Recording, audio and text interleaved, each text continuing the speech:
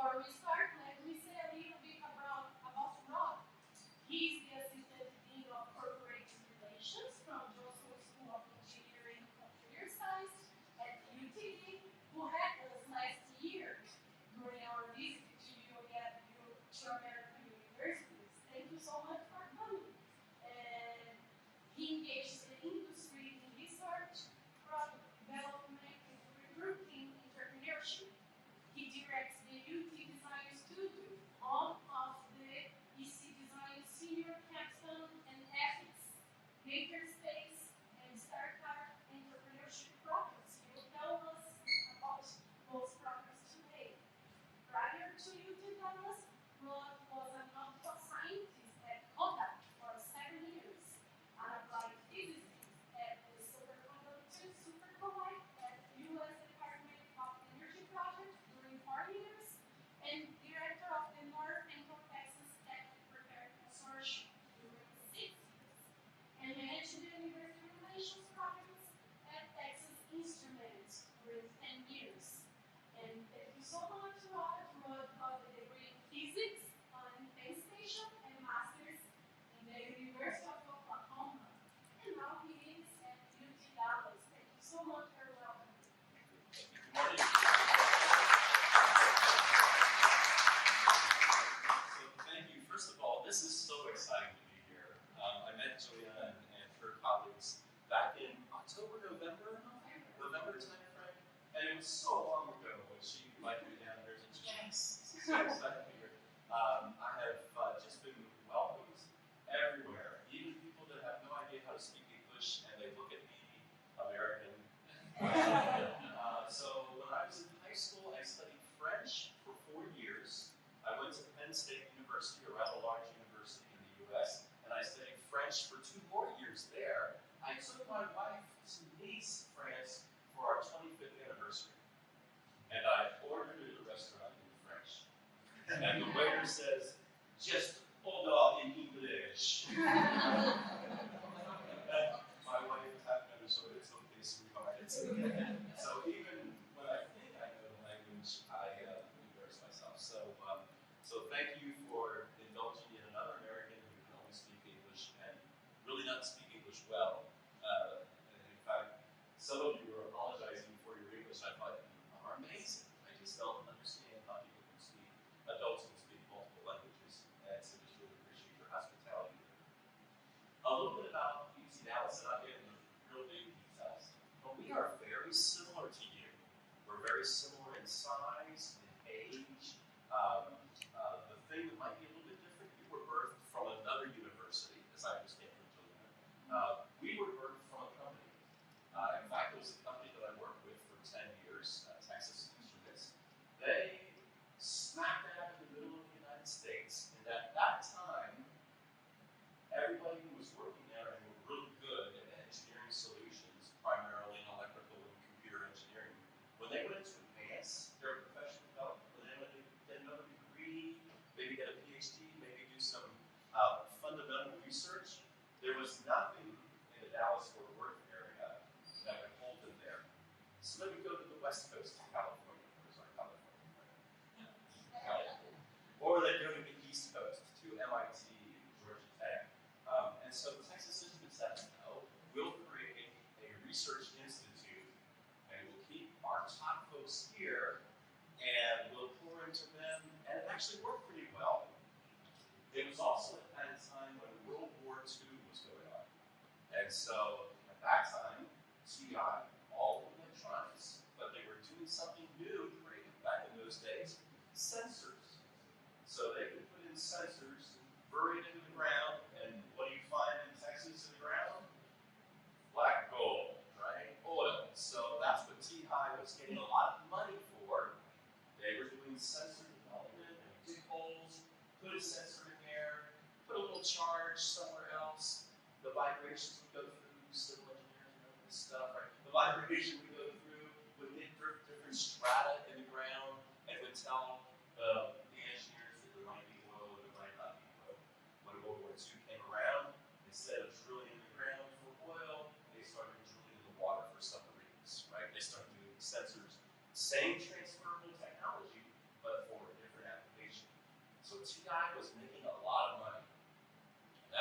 companies like to do, and that's what companies like to work with universities to do, and I'll be talking a little bit about that tomorrow. They like to make a lot of money, and so they like to keep their experts close. Because without people, companies die. A lot of companies will say it's because of our infrastructure, our buildings, our technology. It's the people number one.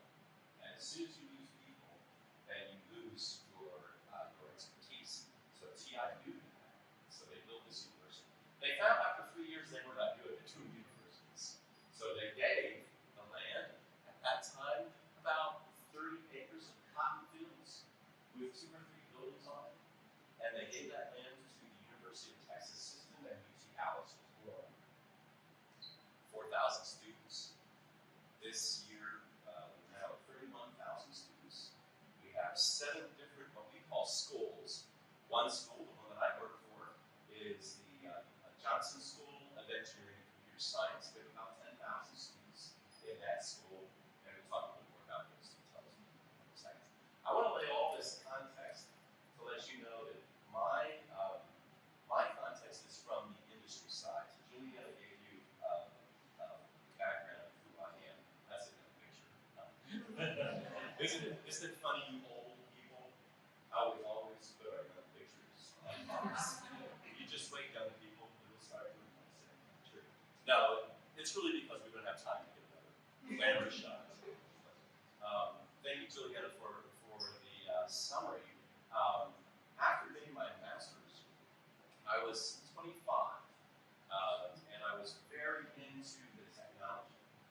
Back in those days, when you were a scientist, chemist, physicist, you kind of focused on your technical skill. Now, there's so much about entrepreneurism, intrapreneurism, the business side of engineering. It is really important for those of you, first of all, it's great to meet a lot of you who are now associates in this Fulbright research project, to really explore the business side. When I was at Kodak, I was there about 6 years at the ripe old age of 25, and my boss called me into his office, and that's not a good thing.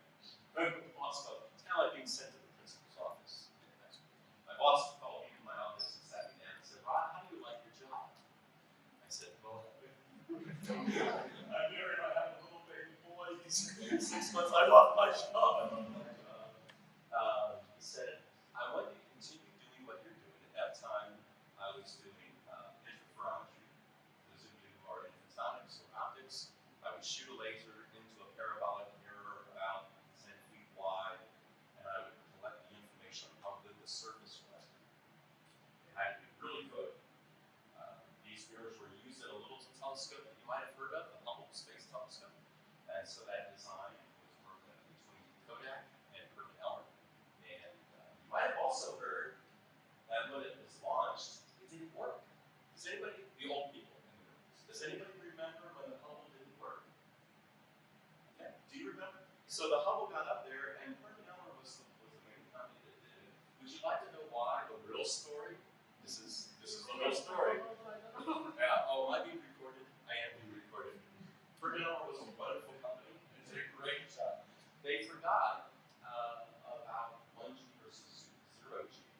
And so when the helmet was lifted up, it bent a little bit, just a little bit, and that was enough to throw out the folks. And so Perkin-Elmer and Kodak went together to fix that. But my boss called me in and said, Rob, do you like the job? So we're going to be doing a new project, and I'd like you to consider managing 65 engineers from 3 different companies to create a project that has to be done in 6 months, and here's the budget. And I never did any managing, I never did any budget work, and I never had people that were older than me supposedly reporting to me, and so that was a real stressor for me. And at that time, it just wasn't a business kind of environment where you get that professional knowledge. So I learned by being literally thrown into the pool, learning how to swim, that thing, and I found out that I loved it. So it's where I kind of pivoted and changed. I love physics, but I started to see physics kind of leaving, being replaced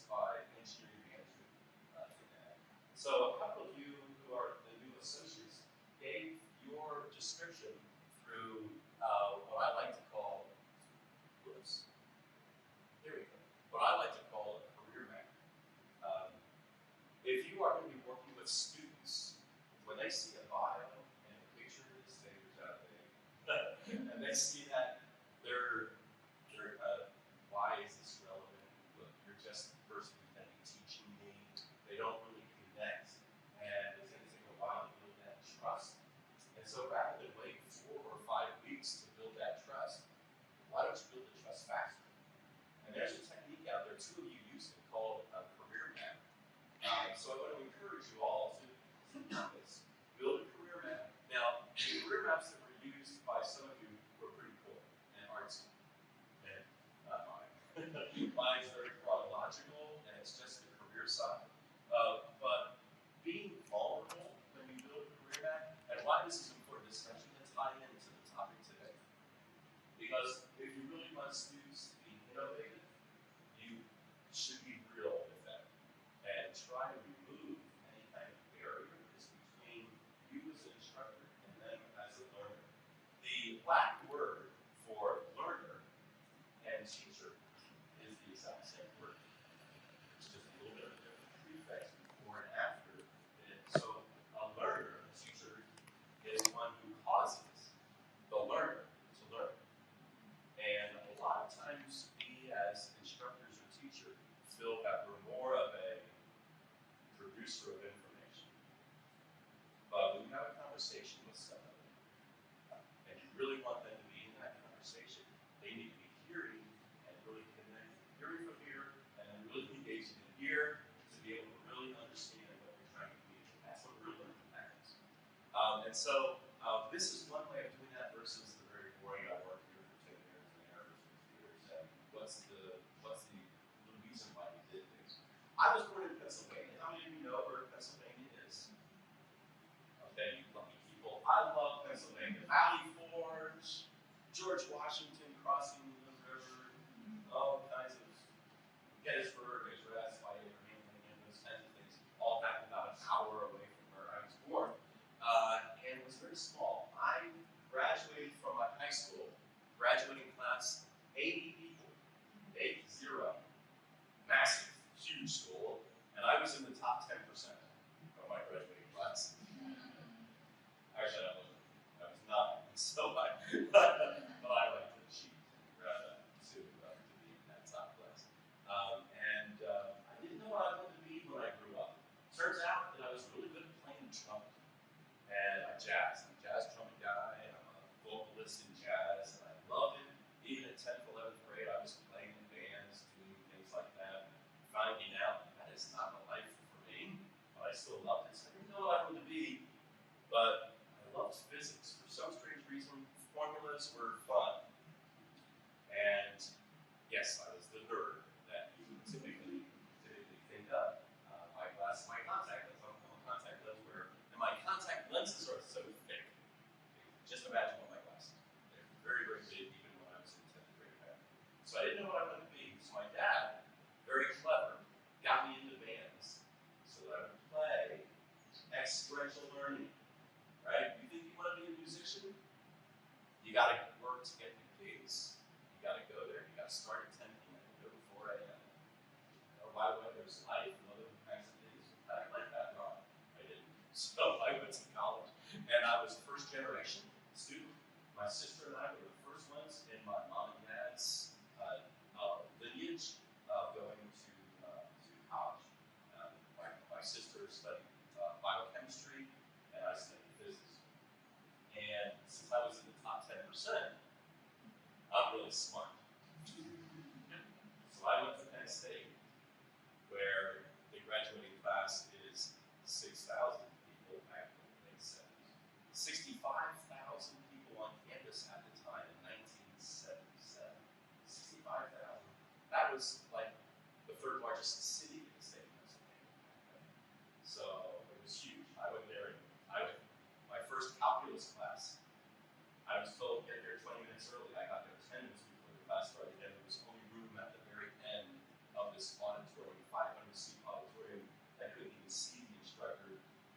Should have known it was going to be a rough run. I had a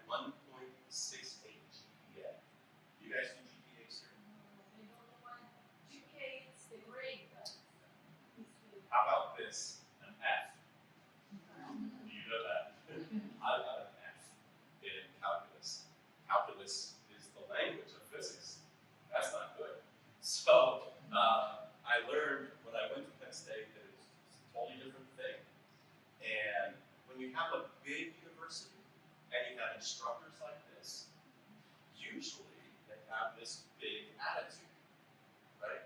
You're students, I'm busy. Work, you'll survive. If you don't, in fact, the very first thing I was told, how many of you have heard this? All right, Calculus 101. Look to the left, look to the right. At the end of the semester, one of you will be here. Well, isn't that inspirational and encouraging? And so I was one of those two that was not going to be there. I was depressed. I am a pretty extroverted person. I'm pretty upbeat. Always, even when the glass is a quarter filled, to me it's half filled. I'm very positive. I was depressed. I was suicidal. Very serious. I was suicidal. I was really struggling. My parents didn't know. My roommate didn't know.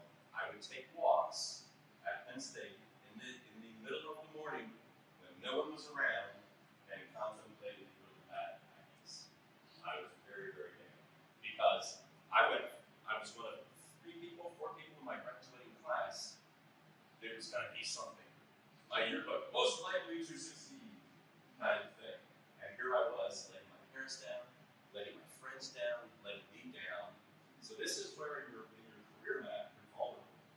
Because there's a lot of students that are first gen that have this same kind of experience, and it's real.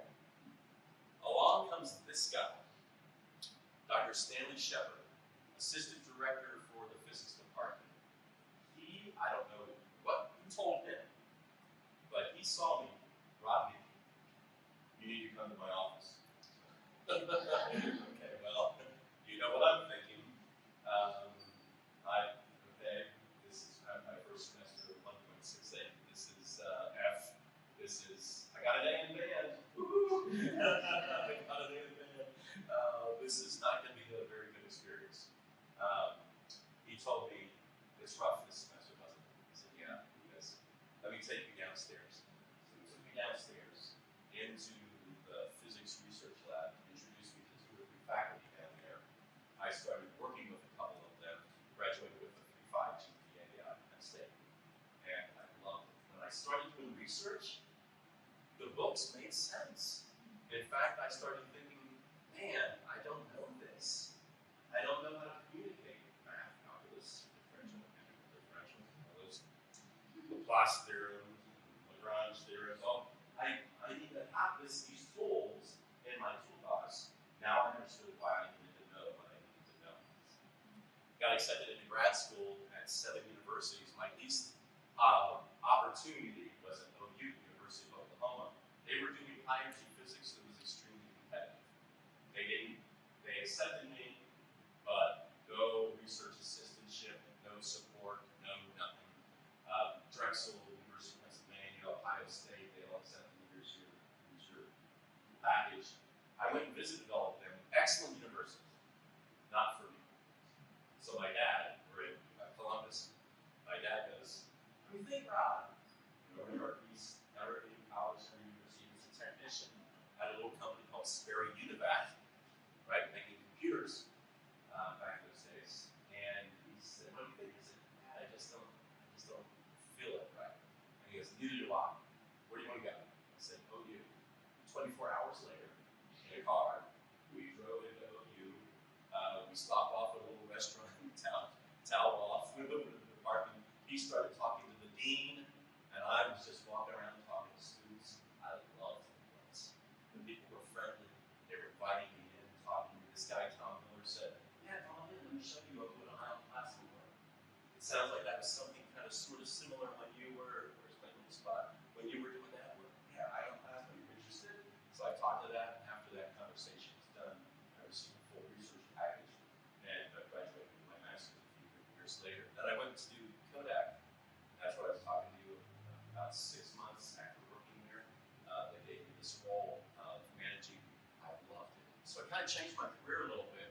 But as Juliana was talking, superconducting supercollider laboratory, high energy physics, throwing protons into each other at the speed of light, and really high energetic to see what protons are made of. My role was in the magnetic superconducting magnet test results. That's when I realized the pipeline is back. When you're I need to hire more technicians. I need to hire more engineers, more physicists. Where are they? And they say, well, it's hard. We don't have enough motivation. And then I say things like, where are the women? Because we need diversity of thought. And they say, well, show up instead of just talking to us, help us. So I started helping the local universities, one of which was a little university called UTDesign. And I started working with them to kind of build their outreach program and found that I loved that. So now I have a cross-section of technology, management, and working in the STEM area. And that's when I changed jobs. When the student body was terminated by the federal government, do any of you ever have programs that are terminated by the federal government? Do any of you ever have programs, research programs that are going pretty strong and then the federal government says, oh, we're not going to do this anymore. We're going to just shut it down. It happens, especially during a political year. It happens. And so this was shut down, and I got into engagements with companies. That's when I went to Texas Instruments, managed about $8 million worth of research a year with about 50 universities doing mostly electrical computer engineering work. One of those, UT Dallas. And I've been at UT Dallas now the longest that I've ever been at any place, 14 years that I've worked at UT. Before that, again, 25 years in those collective other places. So you see kind of the values of creating a map versus a paragraph thing. It takes a long time at the very beginning of your first topic, but by doing this, I found, and it's not a real good research project, but when I've taught capstone, and I gave it with just an introduction, I hardly get anybody to come up and talk to me afterwards. There might be 60 students, maybe one or two will come up and say, hey, nice to meet you, here's an apple. When I give this kind of thing, about half the class will stay and just tell me a little more about this, tell me a little more about that. And when you create those kinds of bonds, you create more of a trusting real quick, and then there's more causation for learning. So that's one thing, career map, I'd like you guys to think about. Another thing is the reflection cycle. How many of you typically have reflection at the end of a certain cadence of education? Maybe it's at the end of a lecture, maybe it's at the end of a weeks-long lecture. Have you ever heard of the term reflection? Is that typical? Okay, a couple of you are raising your hands. So if you Google reflection, you'll find about 15 different models. I'm old and forgetful, so I use the basic one. It has three components, but I throw in a fourth one here. And so basically it's what have you learned, and this is when you're talking to your students, or this is when you're in a meeting with your peers. What have we decided at the end of this thing? We're going to just kind of reflect on it. When you're an engineer, there's no reflection. You got a spec, you got a problem, you got to get from here where you're at, which is bad, to here where you're at, which is good. Here's the problem, here's the schedule, get it done. Kind of thing. It's all very factual. Reflection means I'm going to open my feelings. Do I like this? Do I like the way it's going? Are these colleagues? Yeah. Until I did. And now I've found that reflection is a very good vehicle for you to make sure that the people that you're working with got it. It's also one way to instill in them the opportunity to become you, the instructor. It's a way for them to take on the role of, yes, I'm reflecting back to you, I'm communicating to you what I think you try to communicate to you, whether it was a meeting to get stuff done, or whether it was Civil Engineering 101 Lecture 5. So the first question is, what did you learn? The second question is, so what? Why does it matter? The third question is, what else? How can you learn and supplement that more? And then finally, now what? So when you do reflections, this is again an opportunity for you to reach out to your colleagues at a meeting, or reach out to your students after a lecture or after a week-long lecture to learn more about how you can grow things. And I'm going to give you this deck after I fix it. We had videos embedded. I had videos embedded. American style, I don't know how to speak in other languages, so how to embed videos in the presentation. So this will be one way of exploring that. You'll see some work, primarily in the London, England, and West Coast, California, from some pretty notable universities like Oxford and Stanford on the reflection process. some of the processes, instead of 3, I added what else? Instead of 4 components to it, have up to 15 or 20 components. Here's my joke for that. You have to reflect on the reflection cycle when you have 15 components to it. So my thinking is kind of start out young. Rather than do, I was thinking about doing some kind of an opportunity where I throw you into the deep end and have you do a reflection on what we talked about, maybe the career map or the reflection process. But I think I'm just going to let this for you guys to take home and think about. But you'll see this when you get my slide deck, that you can look at the different way the process is to learn the content. We all have different learning styles. So my learning style was not chapter 12 and the other problems at the end of the chapter. I got a 1.68 doing that, right? That, or an F. I got an F doing the chapter 12 and the other problems at the end of the chapter. I got an A getting in there, disconnecting this. Why doesn't that magnet line of beam up? People, by the way, people that get an A in the math sometimes don't do particularly well lining the beam so it captures a proton. They don't get it. They throw up their arms. That's why there's theoretical physicists and experimental physicists. When I was at the supercollider, I was an experimental physicist, and I told the theoretical physicist, yeah, it's a great idea up here, but it's going to cost $5 billion in order to actually apply that and make it work. So we all have different learning styles, and that's a pretty cool thing because we need that diversity of thought, that diversity of experience in order to make a solution to our problems that we're seeing. So applying to different learning styles, look at different applications. You can do this for informational content if you're teaching, if you're in design, when you're looking at a certain design review, you can look at what are the different options that we're going through and do this for each different option and make a decision matrix if you've ever done trade studies. And finally, you can make sure by using this technique if indeed your students or your colleagues are picking up what you're trying to put down. So what? It's a new tool. So it's just one more thing. It's like putting a screwdriver or a wrench in your toolbox. You're just getting a new tool here. But you need to practice it. The more you practice it, the more you try it, the better you get. And the first 4 or 5 times you do it is very awkward. What else? Explore. What else means, okay, we've done this internally with our own group. But now it's time to do the Google searches. Time to do chatbot, ChatGPT, all these other kind of cool things that allow us to learn new stuff. What else can we learn really quickly to make this exponentially grow so we can be more effective, cause our students, our colleagues to grow and produce better? And then finally, now what? Try this. In this particular case, go ahead and give this a shot. Be risk-taking. Try it with your closest friends on a Friday night with beer and sandwiches and the entire community will get lost. I'm going to give a little bit of overview. Again, I mentioned that our university is very close to yours, and then I'm going to really dive deep into the UTDesign program, which is what Juliana asked me to come down here for in chat. Since I am corporate relations, that means my role is to work with companies to invest in our students, faculty, and staff. Our companies, I understand that you guys are in a very good place. You have a lot of amazing students and a lot of amazing research. You don't have the corporate support that you should have. And so my commitment is whatever I can do to help. In fact, I'm starting to make a little bit of connections with some other companies that they could but trying to make some other connections, some companies that are in the United States that also have main impact here. And perhaps that means that we can do some exchange programs, exchange research programs, and assessment. Daniel chatted about. So that's the corporate relations side. I'm going to go real quick because it's boring stuff for intellectuals. But if you want to be bored more, that'll be tomorrow afternoon's discussion.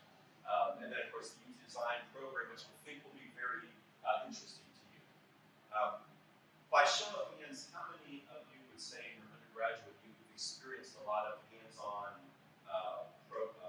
opportunities where you've gone the entire design process, meaning somebody came to you with a problem, you worked out the specs with them, you designed the scope, the minimal viable problem, the stretch goals, you did a preliminary design, critical design. You did a proof of concept, it was bad, because they always are. You did a final design review, you did the prototype, it was good, and then you did a test cycle, and then you turned it over to your sponsor, the one who gave the problem statement. How many of you have done a cycle like that? Okay, so a couple of hands. There are some universities in the United States that do this 37 times before they finish their undergraduate degree. Are they pretty good at doing things like design as well? Yeah. At UT Allison School of Engineering and Computer Science, those of our students do this about 3 or 4 times, which is about 3 times more than most universities. Most universities wait for the senior capstone program. We're in the process of designing what I love to call the design spine. You think of your backbone from bottom to top. You can kind of keep doing the same kind of skill set over and over and over again. And by the time you do it 5 or 6 times, our goal will be about 6 or 7 times in about 5 years. We're trying to put a structure in place to do that. So we'll talk about where we're at right now in that process. We're 31,000 students at UT Dallas. Again, 7 schools, almost 10,000 are in the Johnson School of Engineering and Computer Science. 2/3 of our students stay in the Dallas area, very similar to what I hear. Many of you were born in this town. You got your bachelor's degree, you're doing your research here. That just is amazing to me, to be able to just love the people and the town, the city that you're in. Our city, we're about 8 million, 9 million, depending on how far out you go, 12 million people or so in the Dallas-Fort Worth area. The city I'm in right now, 250,000, it's called Plano, which is, I live about 5 minutes north of the city. Our departments, we started out, 36 years ago in the School of Engineering and Computer Science with 2 programs, computer science and electrical and computer engineering. Why? Because we work the way you do with a university, a state-run university. You kind of justify. You work with the local companies. You convince the government and the state organization will fund you that these companies need more people. And then you build a program that aligns those needs. Computer science, electrical, and computer engineering are the 2 big needs. Right now, our computer science department is about, depending on how you score it, about the 5th or 6th largest computer science department in the United States. So it's a very large program, 90 tenure track faculty, half of the 10,000 students, 5,500 students are computer science majors. Then, material science and engineering. So we do have a program, but we need your help. We have PhD students in our material science and engineering. We have some masters. We have 0 undergrads. So this is an area where we're going to come to you and say, wouldn't it be cool if we started building, which we are, we have it on our schedule, that we're going to start building an undergraduate program in material science, and then we can do the exchange program as we learn from you, and go through where we share some things with us. Systems engineering is a similar thing, master's and PhD only, and we're in the process of creating an undergraduate systems engineering for that. Most universities call it industrial engineering. We're going to call it systems engineering because it sounds cool. Right? And then the last 2 programs just started about 14 years ago, and the bioengineering is the largest fundraiser on campus because it's biopharmaceuticals, biodevices. When you get a grant from the National Institute of Health, it puts all other research grants to shame because it's $35 million, $40 million there. So bioengineering really, really growing fast. Our mechanical engineering is on the fastest exponential growth curve in campus. Both, if you look at these, bioengineering, mechanical, computer science, and electrical computer engineering, bachelor's, master's, and PhD. So kind of give you a little bit of a context. You guys have 7 schools, I think? 8 for engineering practice. 8 engineering plus hard science. Which are the science, the physics, chemistries, and so on. But Danielle, how many parts do you have undergrad? 66. 60 for general. Yeah. So again, universities are pretty close. We kind of define things a little bit differently, but so very, very close, and a lot of collaboration opportunities for us. Corporate relations. I'll do real quick here. We'll get to the fun part. Employer relations. That means I've got 10 people on my team. employer relations means a company comes to the Johnson School and says, I need more employees. They talk to, they say, who's on my team. For internships, for full-time, part-time, for co-ops, externships, we got all kinds of opportunities that we work with companies. This is how we book companies for the first time. Because companies who maybe have never worked with UT Dallas, where do they go? They go to the alumni of their CEO, CTO, whatever. That's where those companies will go to recruit. So when we finally get a company to take a risk, the easiest thing for them to do is hire an intern. And then they hire an intern, and it's usually just one student. So no pressure on that one student. And you either do a really good job compared to the alumni of the CEO's university, which you've already got prejudice against you right there. And if you do really, really well, let's try again, maybe bring in 2 or 3, and then that gradually starts growing. Employer relations is real key. But UTDesign will talk in great detail. Research, of course, is what you folks do very, very well. It's what we do very well as well. And community engagement is our work with the local chambers of commerce. Do you have chambers of commerce that represent the city and the state? Basically, probably call it something different, like an organization that tries to attract new companies to town, to grow, to build, to partner. For those of you who may not know a little bit of the structure of the United States, Dallas is smack dab in the middle. It's got a pretty good airport called Dallas-Fort Worth Airport, the 2nd or 3rd largest in the United States and growing. It will soon be the 1st or 2nd largest. And it's in the center. And it's in the only bad weather we have in tornadoes. so usually you can get out of Dallas pretty easily. So a lot of companies are reconsidering their home, moving from very expensive West Coast and East Coast, where renting an apartment, you can go to Dallas and you can buy a house. So without exaggeration. So that's one of the reasons why community engagement is so important. Here, again, phase 1 awareness is when companies will come on campus, try to encourage students to get to know them, and try to encourage them to get to know us by doing awareness, all the way up to major strategic partnership where they are one essentially with us. We have about 10 companies over that way. Of course, Texas Systems is one of them because they with us. So talk again a lot more about that. When you're looking at employer relations, I'm just going to go through these real quick, but hiring students, getting them fast-tracked into interviews, empowering the students to be effective, good. It's one thing to be technically, it's another thing to be out there. Many students, when I was at Kodak and TI and Department of Energy, I would have an intern, phenomenal intern, working there, and when they were done with the work I gave them, they were just kind of sit back and, they didn't have phones. We didn't have phones back then. Believe it or not, we didn't even have a thing called email back then. But they would just be doing something else. Hey, Kyle, how's it going? Good. Are you all done? Yeah. Well, what's up? I said, well, wait for you to give me more stuff. So that's what we try to do in this fast-track interviews. We try to really put people to be inspirational, motivation, own their own, be responsible for their own career. Visibility, giving that company an opportunity to get well known. And then number 4 is where I really come in, and that's doing project-based learning. Table talk, this is just a typical day. When a company comes to campus, we keep them busy from about 8 a.m. to about 8 p.m.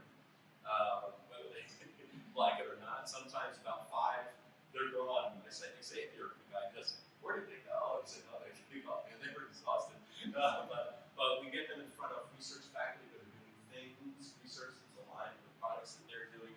They meet with faculty, they get their positions posted on a computer software called Handshake that allows the students to apply for internships and full-time jobs. And they judge various projects or mentor the students. Here's some examples. Just in one example, last semester, we just started this semester like a month ago. So I'm not going to give you numbers there, although in 2 days we're having our career fair. We'll have about 60 companies on campus for that career fair. But last year we had about 224 companies visit us to do a wide variety. The pie chart kind of shows you anywhere from career fairs to panels, tech talks, diversity outreach, etc. Again, on the 22nd. This is one of our 4 buildings here at ECS West. We have 4 buildings. This one particularly is for mechanical engineering. Again, those other departments there. And we have 3 other buildings where we share with the STEM program, sciences, physics, chemistry, and biology. Here's another opportunity that we do, where we have companies that co-locate on campus. In my particular building alone, in the design studio, we have 3 companies co-locating. State Farm Insurance. Do you guys have lucky good neighbors, State Farm? Okay, so State Farm sells automotive and homeowners insurance. They're very large in the U.S. and they hire our computer science majors.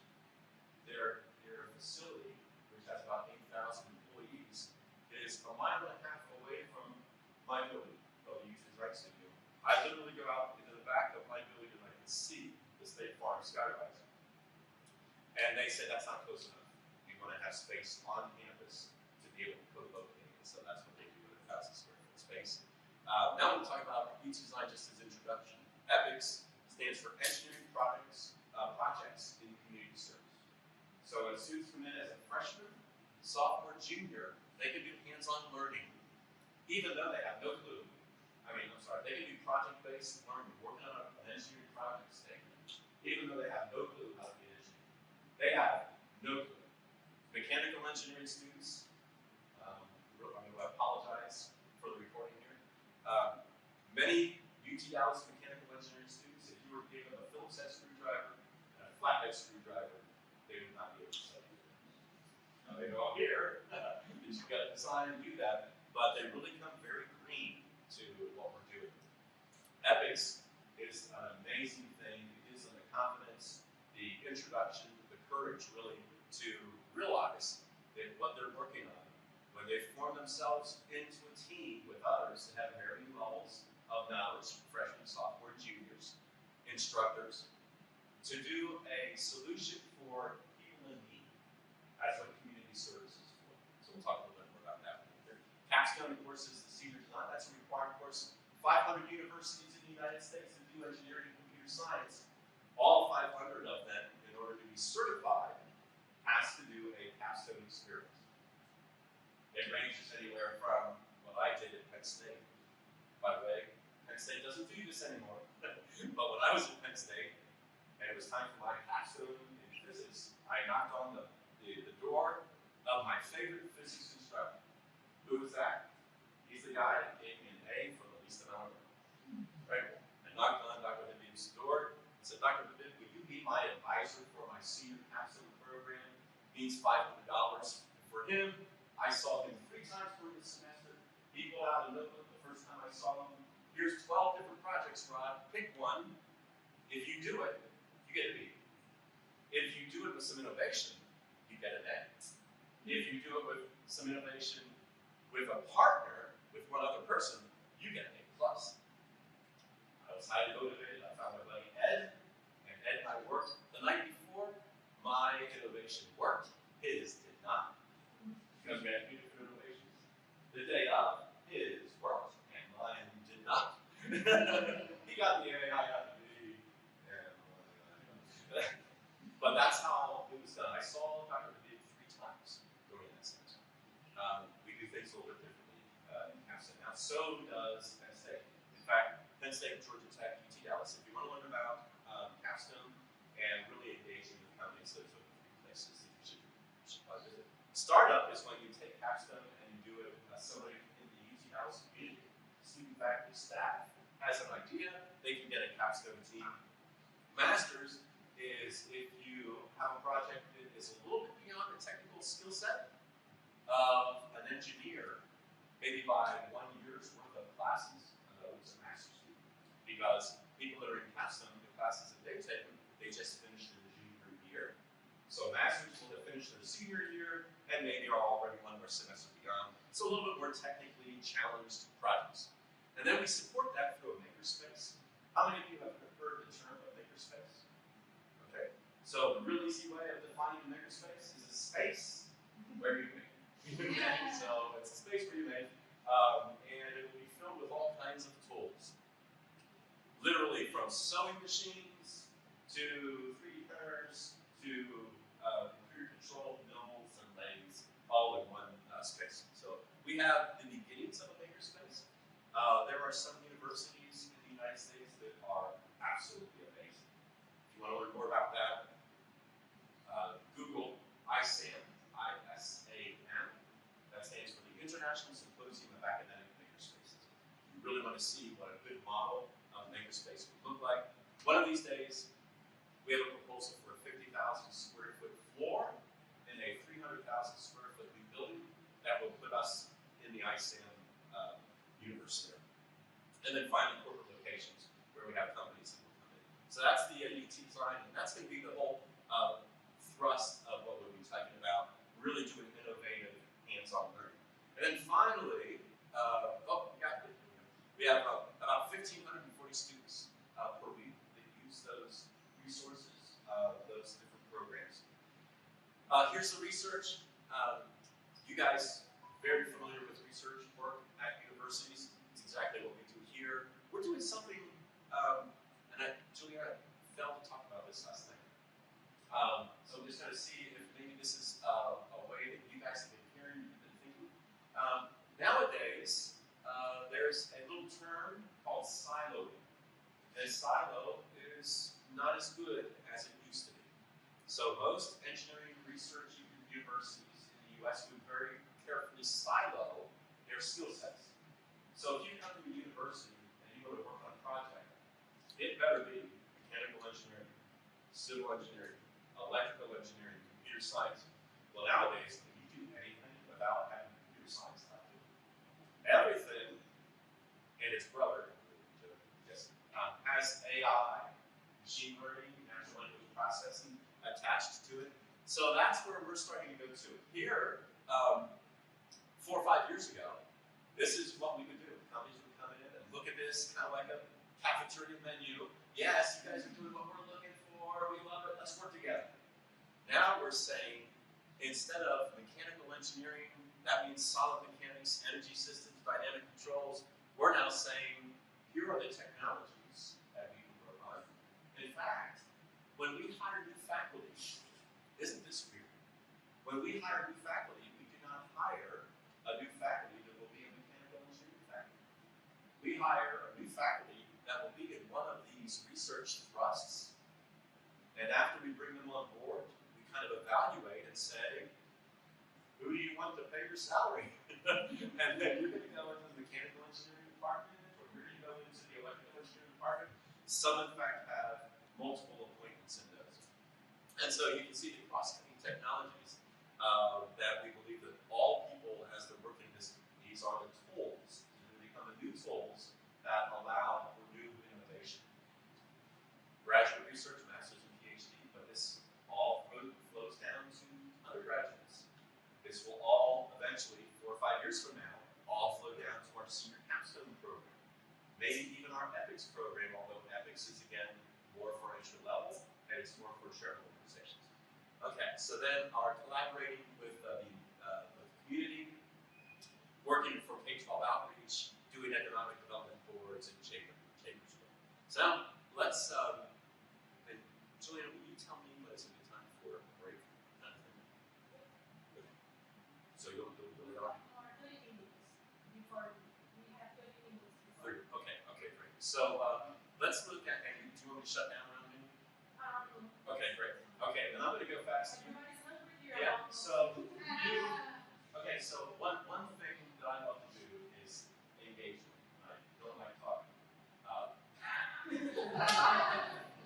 Oh, by the way, we're here. So, what I like to do kind of activities, I'm going to unfortunately vet all the activities today. And if you're interested, you can talk about those at lunchtime.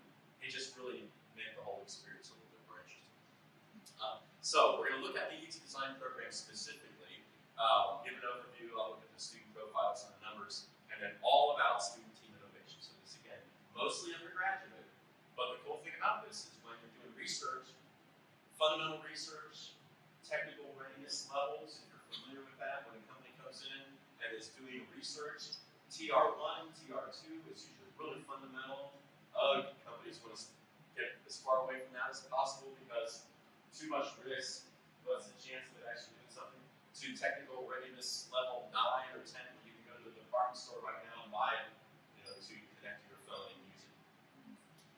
So TRL's technical readiness levels of about 7 or 6 really are perfect for capstone projects and sometimes even ethics. So yeah, we're going to look at, Juliana's going to get, again, embedded video failure on my part. We're going to learn a little bit about what engineering projects are. This is a marketing piece done by UT Dallas students. With us, it's really easy for us to recruit the projects because it's a small number of projects. The team needs to recruit about 20 projects from charitable organizations every year for the students. What is hard is recruiting the students, because this is an elective. In fact, it's not even a technical elective. This does not count towards a degree diploma. The only thing this counts for right now is to make you smarter and wiser because you've gone through the entire design process. Right. Learn a little bit more about what students would hear when they're deciding if ethics is for them. As you work your way through classes, you find problems to be solved, projects to be built, and weaknesses to be improved. College prepares you to face these issues head-on. So how do you apply what you've learned in class to show your job readiness both on campus and beyond? Consider enrolling in UTDesign Ethics. With this class, you will team up with fellow students to build projects for various nonprofit organizations and gain college credit. Ethics projects help with a variety of need-based topics in various fields, such as robotics, child development, web design, and many more. Whether you're a freshman, transfer student, or graduating senior, all undergrads from every major are welcome to enroll in ethics. Through ethics, you will better engineer your future by creating a final product that can make a lasting impact and boost your resume. Ready to join? Visit ethics.utdallas.edu to learn more about enrollment and current projects. Build your skills, build your resume, and build up the world around you. I can see Brazil. So, again, that video was created by not a UTDesign team, but another senior capstone team that met with us, spec'd out on our newsword, and 6 weeks later produced that video for us. You'll see another one by the exact same team that kind of summarizes capstone. And so you're putting the students into a stressful situation. You got 6 weeks to design and build. For us, the students that are working on these programs have started at Purdue University. And right now there are about 34 universities that are involved in ethics. You are not one of those universities, but I have talked, actually I haven't, but our director, Danielli Rodrigues, has talked to them, and they're certainly open if you're interested in doing this kind of work, which might be an interesting way to do co-curricular and exchange programs. Here you can see our growth when we started this. Crawl, walk, run. Have you ever heard that terminology? Crawl, walk, run means that when you're starting a brand new program, don't start out running, thinking, we're going to save the world, we're going to do this new innovation and be crazy. You're going to crawl like a baby. And then as soon as you start learning and mastering certain things, find out how your culture can really apply it, then stand up and start walking a little bit, and then speed walk, and then finally sprint. And so we walked a little bit with the test. We weren't even sure if we were going to like this. 24 students signed up for the very first one. We got 5 projects. This semester, we're at 145 students with 22 projects. And our goal, the director, who's on my team, Andrea Tripati, whenever I tell her my goal is the same amount of freshmen, sophomores, and juniors in ethics that are senior capstone students. And so that's about 1,200 or so students a year. She goes, whoa. But that means that's running. Right now we're at the walk for ethics, and that would be running. So you can see our growth curve right there. By the way, this is a magnet for women because the women are working on projects that make impact for those in need. And when you get there and you're working with students that have mobility issues, and you give them a way to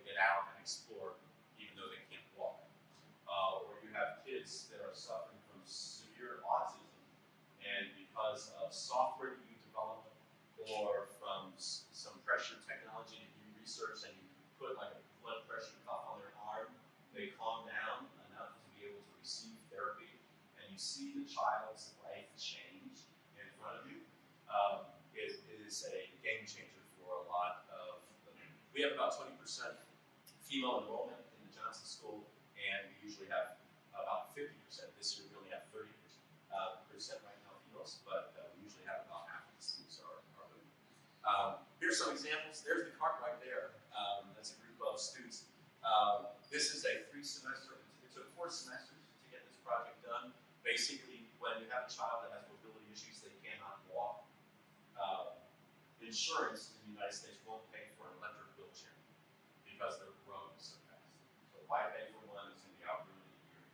And so this charitable organization came to us saying, we have no money, but we would sure would like you to help this problem, so we need kids to get fresh air, and we need to get moms and dads a little bit of financial freedom. They've already lost a lot of their savings in order to get the child the care that they need. They can't afford $1,200 every year for a new upgraded electric chair.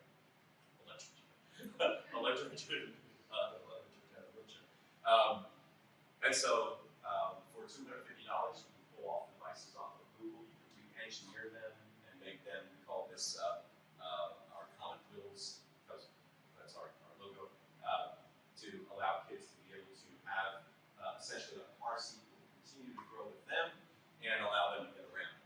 This one over here, the Autism Treatment Center. Again, these are 2 projects of 24 that are currently going on right now. This is a hardware and a software, 2 different teams. One doing the software part, one doing the hardware. The software is basically collecting data to be able to understand how can children be more receptive to professional therapy. Why does it seem like some is working and some isn't working? This is usually a PhD research dissertation. But our freshman, sophomore, and juniors are doing it because the charitable organization cannot afford to do a PhD level type of research. So they want to be able to collect the data and do some analytics using AI. And then the sensory devices that we're going to talk about. Now we're going to hear a little bit about capstone things. Oh, so the difference between capstone? We need no recruiting for students. This is required. You do not graduate from UT Dallas if you're an engineering or computer science major unless you take this class. Now, so it's like, no, you don't get out of this. An internship doesn't substitute. It's all this program or not. What is the struggle is our goal. Most universities will pick up the phone when a company calls and say, hey, we'd like to sponsor a capstone project. Our goal is that 80% of our students will have an industry-sponsored project. So we'll learn a little bit more about that. So this market material is targeted to the industries there. You're an entrepreneur or part of a top 100.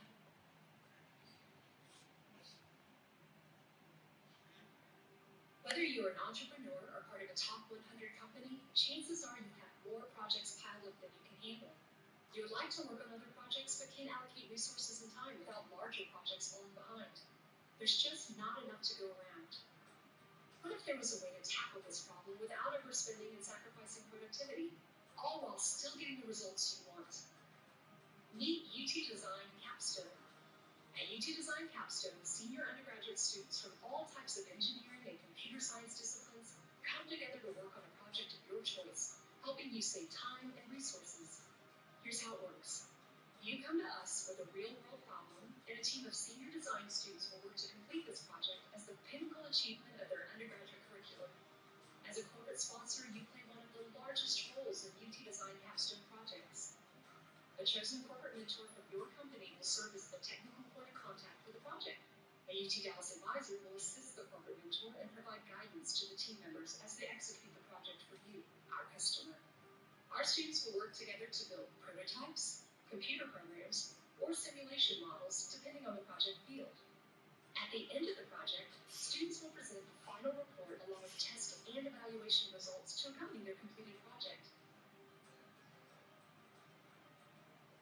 And the best part is that it all belongs to you.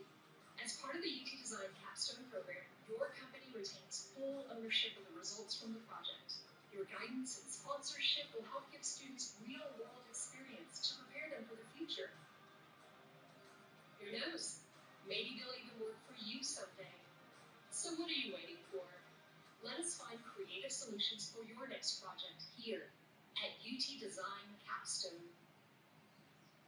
So a lot of research universities will hold on to that intellectual property because that's what brings in revenue for us. And that's still absolutely true for master's and PhD and fundamental research. Tomorrow I'll talk about a new exploration that we're doing, which for that level of research as a result of what's been happening with Capstone. Because Capstone, it's the student's homework. The university does not own the odd problems at the end of chapter 5.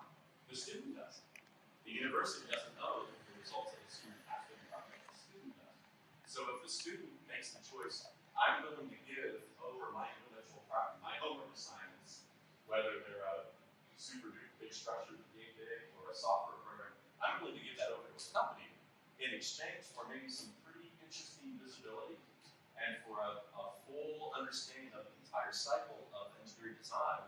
Then they can choose to do the 80% projects where a corporate sponsor comes in. If they don't want to, that's fine. That's why we have the 20% not. By the way, that 20% is divided. That 20%, what is happening here? There we go. Oh my goodness. Okay. Oh, we'll be finished before 12 o'clock lunches. Okay. There we go. Okay. So we do about 250 corporate sponsored projects a year. That's huge. Most universities will do 20, 25, even big universities. So for our small size of an engineering program, it's a lot of company corporate sponsored projects. You can kind of see the makeup. 80% of them are corporate sponsored. 17% faculty research. Again, that's fundamental research. Like maybe it's funded by National Science Foundation, Department of Energy, DARPA, but it's got to be an application of that research. Because that's the only way we feel that the students can articulate the work done. And then student entrepreneurship. They come up with their own crazy idea. They vet that crazy idea with me, and we say, you're crazy. That is, you're watching too much sci-fi movies. Come back when you've got a real thing, and when they come back, we typically do about 4 projects a year. And by the way, one of those projects, just the student, 24 years old, sold his company that was birthed out of that for over $1 million. Not bad. And I asked him, Brian, where's some of that money we're going to turn over to the Alumni Relations Program and see what we can do. So here's how it works. The UTDesign Corporate Relations, myself and my 2 members on my team, will find companies. We'll talk to them about the Capstone project. We'll find typically a senior leadership person in there. We'll get the corporate sponsored project kind of written up. Then we bring in the faculty director.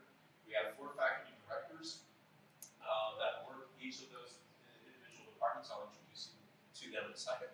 And then we talk to the students. So this is the scope, minimum viable product, 2 or 3 stretch goals that will be accomplished. Computer science, 1 semester, 16 weeks.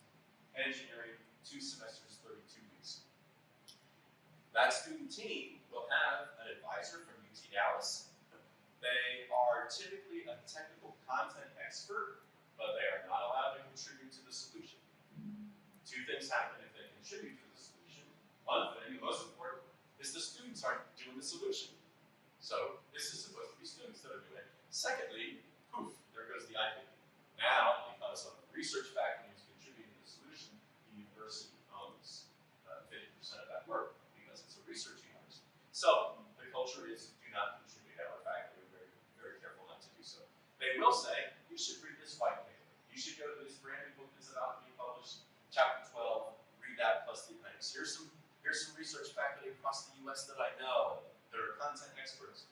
You know, get on a Teams call or a Zoom call with them. They'll share those kinds of leads. And those students work, and they have a very clever structure, and I'll show you that in a second. We're going to go over this more tomorrow morning if you're interested in learning more about that. And then the UTDesign staff, I'll introduce you to my team, which makes the whole thing work. How are we doing? There are 2 national competitions. One is the International Capstone Design Competition. That's where all 500 universities plus 6 other countries are invited to submit projects. The competition's held every other year. About 20 projects are accepted, and then they're reviewed by the students come in, they pitch it, they do a demonstration, they serve on panels. After 3 or 4 days of evaluating, about 10 company judges, 10 university judges pick first, second, and third place. Happens every other year. In 2014, we made it to the final 20, and we placed first place. 2016, we made it to the final 20, and we placed first place. 2018, we made it to the final 20, and we placed first place. 2020, 2022, we made it to the final 20, and we tied with the University of Michigan and the University of Florida for first place. So we like to just say we've been first place ever since 2014 with this. So that's the International Capstone Design Conference, and I'll show you in the slide deck. You'll see that if you're ever interested in capstone doing it this way, try to attend one of those conferences. It'll be at the University of Tennessee next year. We have about the other one is American Society of Mechanical Engineering. Another 6 first places since 2015, 5 second places, and 1 third place in that. 1,288 sponsored projects since we started this about 10 years ago. About 440 company sponsors, and that grows by about 10 and 15 new companies every year. We have a 45,000 square foot space. I'll show you that in a second. Right now, we've got 9,000 students. This spring, we have 500 that are working on projects, and we have a 95% sponsor satisfaction. These are all numbers and stats that the companies look for. This is what gets them into the door, and it's important metrics for us to be able to communicate that. Here's some examples. We'll see that particular picture that you're looking at is a blood disease that kids have. And blood does not go through the femur bone to the hip bone well, but if you separate the femur bone just by about 5 millimeters, you can increase blood flow. And right now how they do that is they wrap a cage around the leg and the hip, and they, if you're skittish, close your ears for a second, they drill stainless steel screws through the skin, the muscle, and into the bone at the hip and at the femur, and then they have spreader bars on the outside that they adjust to just gradually spread that hip bone, and then the child does therapy to build up the muscle to be able to do that on their own. Once the child is identified with the disease and the therapy is done, it's usually a very successful experience, except you got to pay. Lots of infection sites, not a very good life as far as emotional abuse that they get from friends and so on, and it's a really pain in the neck to go with hurricanes. So, Scottish Rite came to us and said, could you come up with a different idea? A team of biomedical engineers, mechanical engineers came up with an internal device. About 4 weeks into the process, Scottish Rite patented it, and it's being piloted through the FDA right now. So that's one out of, again, about 1,200 different projects. How is this as far as a recruiting tool? American Airlines, their very first project that they did, they got a team of 6 students to develop an experience with RESTful API and Java. About 8 weeks into the project, they extended offers to 5 of the 6 students, and 4 of them accepted that, and they basically told me, we typically pay, by the way, I don't know what it's like in Brazil. High-tech companies, American Airlines is a high-tech company that sells, it does airline travel, right? They're high-tech in the devices that they build, in the software and the hardware that they create, and so this software package is very, very important to them. They said that it cost them $20,000, I don't know what that is in Brazil money, it's a lot of money, per new college hire. So when they paid $5,000 and they got 4, they were pretty happy.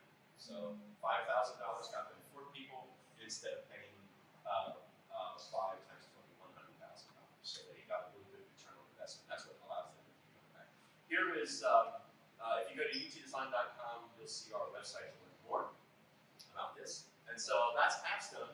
What's going on right now? By the way, Emily, in the middle right there, she earned her degree at the other university in Sao Paulo.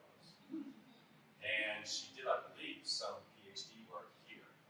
She's now at UT Dallas teaching math, data analytics, she runs the natural science and math equivalent to UTDesign. We are UTD, UT Dallas, and so that's where we came up with this clever marketing ploy. UTDesign capstone is what we do in engineering. UT Discovery is what we do in biology, physics, chemistry, and math. And UTD Solve is what they do in marketing. And Solve is a clever process, that companies and students will go through. So you can now see that when you come to UTD, you can come with a problem. We ask you to not even worry about what it is. Just come to us with a problem you have, and between 3 of the 7 schools, we work together to figure out what kind of students should be involved in. Here's a list of companies with 376 more companies to go. You'll recognize a fair amount of those logos if you're in the US. So the capstone program, I will go into this. This will be available for you guys to check out. But basically, they're doing the entire process from start to finish. What's really cool is when tech organizations recognize the work. So if you take a picture of that QR code, you should be able to get about a 24-page description from somebody that we can pay for this marketing. They're a high-tech organization, DFW, all about trying to bring in new companies, relocate new companies, and their program, their organization is called Dallas Innovates, and they basically said if you want to innovate for very cheap, this is the way to do it, and you gain some other benefits as well.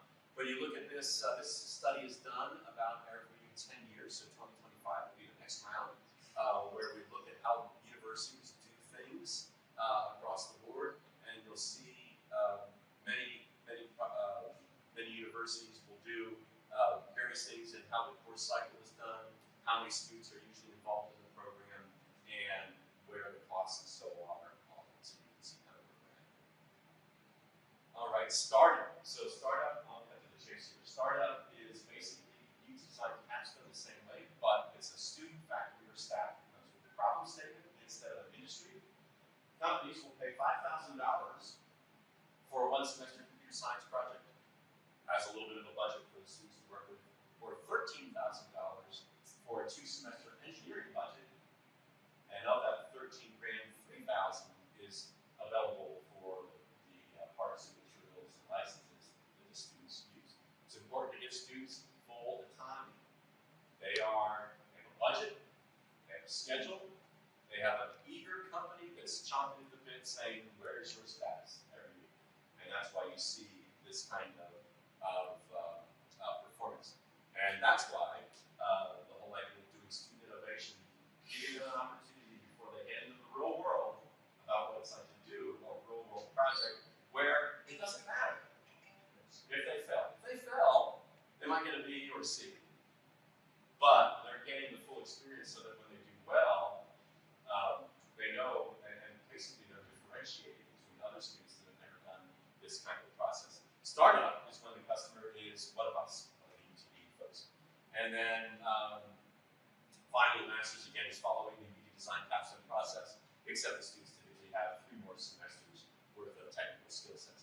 Here's our makerspace, a community of engineers doing game developers, 3D print fans, programmers, and workshop attendees. It's all about learning how to use tools from people who are just doing this, bootstrapping. Many people that bought those 3D printers realized they had no idea what they were doing. They were in the 3D printer, and they donated to the makerspace, and you know they're using not only their 3D printer, but they're using others, and they formed a community to engage. Co-location, the TI Innovation Lab.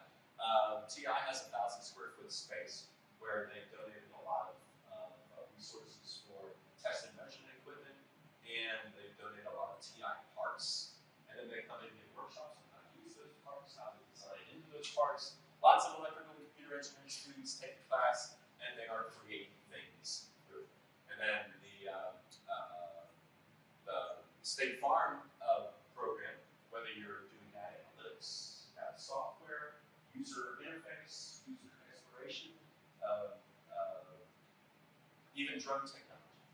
So if State Farm hires you and you work there during the summer as an intern, and then you come back to campus, you can work at the location at UTD and continue to work as a part-time employee. State Farm is doing this very selfishly. They want to hire 100% of the students to do an intern, and students don't listen to this. But when you go to an internship during the summer, and you come back for fall semester, and you're going to work full-time again as a student, companies get very nervous, especially if they want to hire you, because you're going to forget them real quick. Even though they loved you and you loved them, you're doing work and you're progressing, you're growing, and you're forgetting how much fun it was to work at that company. This is one technique by State Farm. You'll just continue working with that company and be interfacing with the engineers that you're working with. So Ali was on the very first class of our program, and she's now on the manager track at State Farm 10 years later. We won't reflect. Reflect. This reflection stuff. It's all legit. Okay. So, curriculum, facilities, and staff. Let me hit facilities and staff real quick. And if you're interested in the nitties and gritties, which probably most of you aren't, but some of you who may want to start considering a roadmap for doing this, the promise that I've given Juliana is I will send all of the documents in Word, find UTDesign Capstone, and replace Bootstrap. You just take everything that we've learned and we've done, and it's not going to work perfectly because your culture is different from our culture, but it will be 80% of the iceberg. So just go ahead and do that. So corporate partnerships, agreements, the processes. We have 80 different processes that we've learned over 10 years that if I were to get hit by a truck tomorrow or decide to stay in Brazil tomorrow, more likely, people will be able to pick out where I'm going because we have processes in place. So let me just quickly go to, what is it called this? Boy, I had so many exciting activities for you. Ignore, okay. I've got to pare down a lot for tomorrow.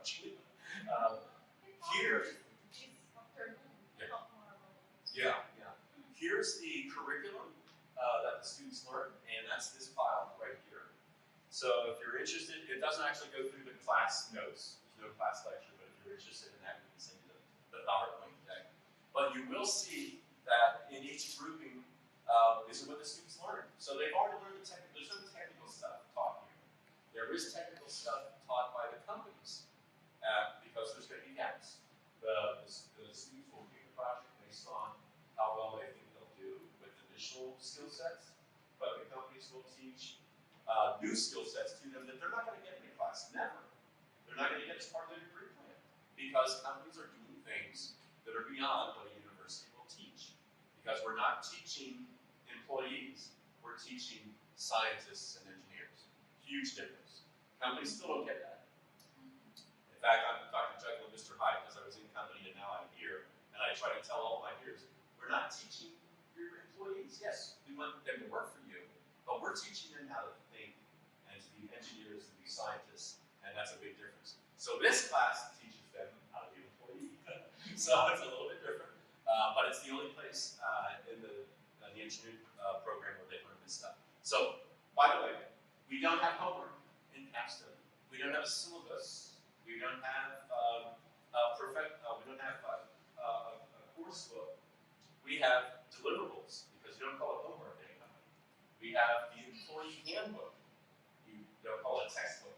So everything is by definition subliminally or not subliminally, not so subliminally, more engaged in what they should be doing in the role. And then tomorrow will be more about successful teams, teamwork, building the charters that design success. Here's all the engineering design processes, the idea generation, the IDEO, if you're familiar with that process. And then safety and failure modes, team conflict. I'm probably going, for some reason, the world is not working well yet. And then more team conflict. The blues are highlighting the same different things. You plant some seeds. 4 weeks later, you go deeper in those seeds, and that's what helps the students to really learn it. Human subjects are all by themselves because that's just a weird animal. right? If you're doing any kind of testing, and we have to be very careful with that, especially at the graduate level. And we throw them into the deep end so that they can be very autonomous and own. They're responsible. They own the entire process. They own their budget. They do their risk planning, their ethics, and then finally they actually do the design process. Here's the timeline. They'll have this for your science projects. Here's the timeline. They'll have this for the engineering projects. Here's the space. So it's 45,000 square foot of space. The space is now 11 years old. And so you'll see here the Capstone Project Open Lab. The only way you get into that green space on the right is if you've taken the safety modules online and you are enrolled in the class. So nobody can go in there. That project space is 24/7 open up to the students. Each team of 5 students has their own table. That is theirs, a 4-foot by 8-foot table with $20,000 sweep test and measurement equipment, full compressed air, liquid nitrogen if they need it, flame if they need it, soldering stations, CAD design, software, all that kind of stuff to really outfit it. You can see the EPICS room is the same thing, except that's where EPICS students do their project. And then you see the TI Innovation Lab here, State Farm there, and then upstairs you see a third company called Repairify, which is a small company doing software edits to automotive transportation kind of work. The upstairs, the second floor, the studios where the makerspace is. They have their own test and measurement, AV, AR room, what else? They do their battle robotics. Boy, I tell you, you want to get high school kids excited, smash some robots into each other. That's all you have to do. Is just build little 1-pound ant robots, and they will be enrolling and applying into your university like crazy. And that's what our combat robotics team does. Here's our faculty. We have 5 full-time faculty that teach. We don't call them faculty. They're the CTOs. So Todd is the CTO for bioengineering, Miguel, CTO for computer science, Marco for electrical computer engineering, Jeannie on the right is the CTO for EPICS, and Robert Hart is a leader in capstone theory in the country, and that's going to be the work that you're going to see here for mechanical engineering CTO. Here's my team, and so basically we're like a 500-member engineering company. 460 are the students. They're the engineers. We call them engineers. We don't call them majors. We call them engineers. We don't call them, by the way, we don't call them electrical engineers, mechanical engineers. We call them engineers. Because as soon as you're hired into the real world, you're going to be an electrical engineer for about 4 months. And then you're going to be a solution generator, an engineer. So we call them engineers. And you'll see Gene and Tim on the bottom right. They're the shop guys. They teach how to use the additive and subtractive manufacturing. Audrey is the one that does all the ordering for the parts, about $1 million worth of parts and materials. Every year we have a $3,000 budget. Cynthia and Don are the sales team. Andrea runs EPICS. I run all the other other UT design programs, and then Nancy is the corporate care person. No reflection. And I think that's it for, well, there's one reflection. When you get to this point, for our case, 250 projects, just a little bit of a trick in engineering sales. In order for us to get 146 projects for this semester, we had to reach out to 800 companies. That's called, if you aren't familiar with this, that's called the sales funnel. You have to bring in 800 people on the left, because you're going to talk to a whole bunch of people, they're all going to say, woo-hoo! And then when you get to the yellow, woo! Yeah, we ran it up the line, we're just not interested. We'd like to, maybe we'll judge the next expo, and we'll see. They judge, they go, man, we missed an opportunity. We'd like to do it again next time. And then finally, the blue is the ones that actually do the project. So, any questions?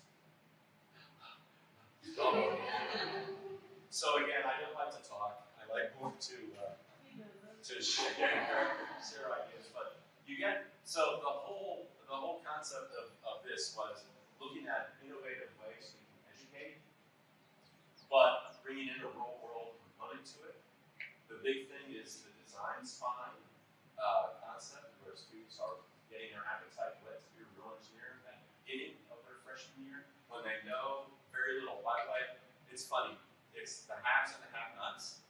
There are freshmen that come in that are ready ready to be seniors already. They've been monkeying around, tearing apart radios and rebuilding them for years. And then there's other students that think they want to be an engineer, but they don't know the difference between that and the skill set. And then there's everybody else in the middle. But this gets everybody kind of on the same page and gets it into one program. Because about 85% of our alum, whether bachelor's, master's, or PhD, will go work for industry. And what universities have tended to do is they prepare the 15% we continue on in that academic, which congratulations to you folks, because that's what you're doing, continue on. That's 15% of the people, so we've been kind of not equipping the other 85% as well we should. So any questions or thoughts or suggestions for making this better, or ideas that you'd like to collaborate on? I'm here all day. Not good.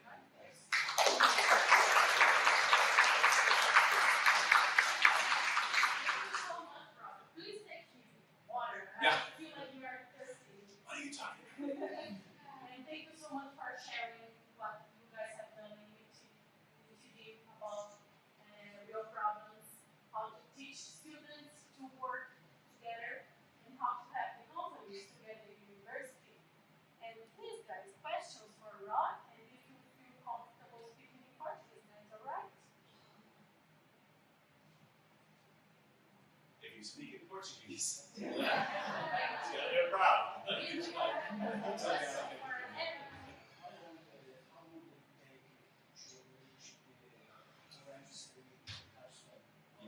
Yeah, excellent. So the question I think is, how long did it take to get the capstone program up moving? When we first started out 11 years ago, we had 8 teams and 4 companies. So those 8 teams, 2 teams did one company's proposal at the same time. And we tried to keep it independent so the company could look at it and say, wow, 2 different solutions. I like them both. I'm going to merge them together. And now we're at 250 corporate sponsored projects. Most in a series, very rarely are they double. And it is very much an exponential curve. So I can show you a chart that literally shows doubling. It went from 8 to 16 the next semester, which it was, what are we going to do? Because at that time, this is how we did it. A company came in, here's the problem. We found a faculty advisor. It was aligned to the product. By the way, this is good for the faculty advisors, because now this starts the research relationship, right? And so that's been very helpful to those faculty that do not have corporate sponsors for their research. So we align that. And then where do the students do their project? At the research faculty's lab. And so they get a recorder at the table, and when you're done with that, tear everything off the tabletop, put it in the cabinet, and then come back and you're going to work again. And now, of course, we have a 45,000 square foot space. They leave up their stuff, and you just see this magic thing grow. Exponential curve, crawl. We crawled for about 2 years. And then we got to a point where we had 20 projects, and the faculty researchers were complaining to the dean. These projects are taking up more space than my research. And so the dean went to the provost. These projects are taking up more than my faculty research. And the provost said, we're thinking about this new building, what do you think? And so it's a building that we lease, the UT Dallas leases. And we took a walk. I had no idea why I was on this tour. Taking a walk, and so the provost and the dean come to me and say, so what do you think about it? And I said, yeah, nice. This is fantastic. What do you guys think about doing this one? And they said, capstone. It was at that time 20,000 square feet of space for a capstone. It took us 6 months to remodel, to build, and it was about half used. In 2 years, it was full used. And then we went back to the provost. How about the other 20,000? It's not being used. Yep. And so that leadership at the senior level and at the dean level going into the middle. So crawl, walk, run went from 20 to 40,000. Now we're looking at 280,000 square foot space to do all of the programs at the same time. So crawl, walk, run, sprint, NASCAR, driving speed. That exponential. That's an amazing space. I and the other students, some students have the opportunity to visit there. That's really, really good space. And students will love to work on that space. And that's We're hoping We'll have a party, and we'll have all of you invited to. Okay, the question for it. Well, thank you for sharing your experience. My question is about the funding of the capstone projects. How do big companies fund it? Is it approve projects and they fund specific projects? Yeah, that's fantastic. So how are projects funded? Let me hit ethics first. Ethics, the charitable organizations don't have the money. So it's Don and Cynthia you met on the org chart and myself. It's our job to go find foundations to pay for that. Typically, we find companies that have employee interest groups that are already supporting that kind of benevolence. And if we find that company with an employee interest group, typically that company will pay $10,000 for multiple years of support. The only thing we use that money for are parts and materials, so 10 grand goes a long way. For company sponsors, it's really interesting. Some companies will pay it through HR because they are totally doing, they care less about the results of the project. They want to hire the students. So it comes through their human relations group. Instead of paying marketing materials to put an ad in the back of some engineering magazine, they'll pay us to do this, knowing that they'll get, if they're diligent, 4 or 5 students at a savings of 20 grand per student. That's the case of American. The others who want results, another interesting thing, there's a lot of high-tech companies that want to do stuff at the business unit level, but they're not allowed to because that's not really our corporate mission. That's going in a different direction than we want to go. Sometimes we don't have the resources to do it, or it might even be dangerous, or our stockholders don't want to do it. Give it to UTDesign because we're a university. You're not going to hurt us. We're not going to do a project that's going to hurt us or hurt facilities, but we are into doing things that are weird, right? And so a business unit will come up and give the sponsored funds. And when I was in industry, we would do 10 projects at the level of a capstone project as a discovery project. And if we had one that landed well, we were excited. 10% success rate in innovation application is really, really good. At UTDesign, for every 10, we have 9 that are successful. And so companies like that go, oh my goodness, I stand a good chance. In fact, they're very upset with me when they're one of the 10% that doesn't work. But it's usually because maybe the scope was a little bit beyond. But we work very closely with the business unit to make sure we pull in the scope so that the minimal viable product is successful. And then that funding will come from the business unit. Business unit, foundation, HR.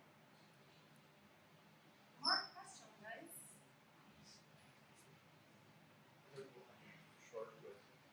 Thank you very much for the presentation. What was the rate of success of an employee of the students before these actions and now? You can always tell the leadership people it's about metrics. And you're asking a question that we have been asking, but we can't get the data. We can't get the data because of something called student privacy. And so the only way we get the data is if students are willing to tell us. And then because remember, 80% are doing corporate sponsored projects, 20% are not. We have the perfect control system here. We could say, you 20%, did you get a job? You 80%, did you get a job? Does it help? We rely 100% on the volunteerism of the students after they walk the graduation stage to tell us if they got a job and if capstone helped them. We are in the process of trying to work around this, but we are extremely careful of not violating student privacy to the wrong end, in my humble opinion. But I'm not going to argue on that one. Some universities are collecting that information, and it's supposed to be a report in the 2025 capstone review that's coming up. So I'll get you the results from the university in general, but right now we don't have any. Questions? Yes, please. X projects. That's engages in the solution of problems or problems. So very interesting Does the client, if you will, help with the project? In Capstone, absolutely. In fact, if they don't, when the project is done and the UTDesign team hands over the results to the company, if they don't hire any of the students, how's that solution going to be maintained?